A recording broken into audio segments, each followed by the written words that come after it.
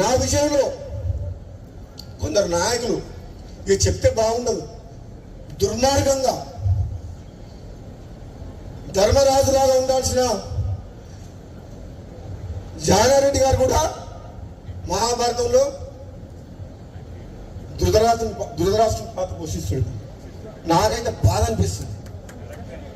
నాలాంటి వ్యక్తికి ఏదన్నా వస్తుంది అంటే 10 మందికి పనికొచ్చే మనిషిని 1000 మందిని కాపాడే వ్యక్తిని నాలాంటి వ్యక్తికి అడ్డం తగులుతుందంటే ఇక నేనేం చెప్పాలో నాకు అర్థమైతలేదు. అందుకని ఇంతకంటే ఎక్కువ చెప్పలేదు. ఇప్పటికే చెప్పదలుచుకుని చెప్పిన మనసులో ఉన్నది చెప్పినా మరి నన్ను చూస్తే భయపడుతున్నారు అందరూ. నేను వస్తున్నట్టుగా బామ్మోడు వస్తే ఏం చేస్తాడో ఆయన మా మాట వింటాడో వినడో అనుకుంటున్నా ఎంతో మంది. అధిష్టానమేమో ఇస్తా అంటుంది. ఆయన 20 ఏళ్ళు 30 ఏళ్ళు మంత్రి పదవి అనిపించారు. ఇప్పుడు వచ్చి గుర్తొచ్చింది రంగారెడ్డి హైదరాబాద్.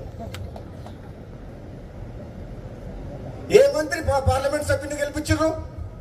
చాలా మంది మంత్రులు తెలంగాణలో పార్లమెంట్ కు ఇన్ఛార్జ్ పెట్టిన మంత్రిని. కానీ భువనగిరి పార్లమెంట్ కు మంత్రి ఇన్ఛార్జ్ రాలే, ఒక ఎమ్మెల్యేగా ఇన్ఛార్జ్ పెట్టింది కాంగ్రెస్ పార్టీ. అన్ని పార్లమెంట్లకు ఇన్ఛార్జ్ మంత్రులను పెడితే మరి నిజంగా నాకే కెపాసిటీ లేకపోతే, నాకే ధైర్యం లేకపోతే, నాకే మంచి పేరు లేకపోతే, నేనే గెలిపించే శక్తి లేకపోతే ఎందుకు ఇన్ఛార్జ్ పెట్టింది నన్ను? అన్ని తెలంగాణ మొత్తం మంత్రులు ఇన్ఛార్జ్ పెట్టి భువనగిరికి ఎందుకు ఎమ్మెల్యేలు ఇన్ఛార్జ్ పెట్టిండ్రు? అంటే గెలిపించే సత్తా ఉంది, ప్రజల్లోకి పోతాడనే కదా. మరి ఇచ్చిన వాటిని నిలబెట్టుకునే బాధ్యత ఎవరిది? మీరు ఇన్ఛార్జ్ పెడితే గెలిపించి ఇచ్చినవా లేదా సీటు? ఎవరిచ్చిండ్రు? ఆదిలాబాద్ గెలిచిందా? మహబూబ్ నగర్ గెలిచిందా? సికింద్రాబాద్ గెలిచిందా? మల్కాజ్గిరి గెలిచిందా? మేదక్ గెలిచిందా? కరీంనగర్ గెలిచిందా? ఈ మంత్రులను ఎక్కడ పోయిండ్రు? మరి ఎక్కడ? నేను అడిగేది ఓ దయా దాక్షిణ్యాల మీద మీరు ఎప్పుడు ఇస్తారా అని మేము ఎదురు చూస్తలేము.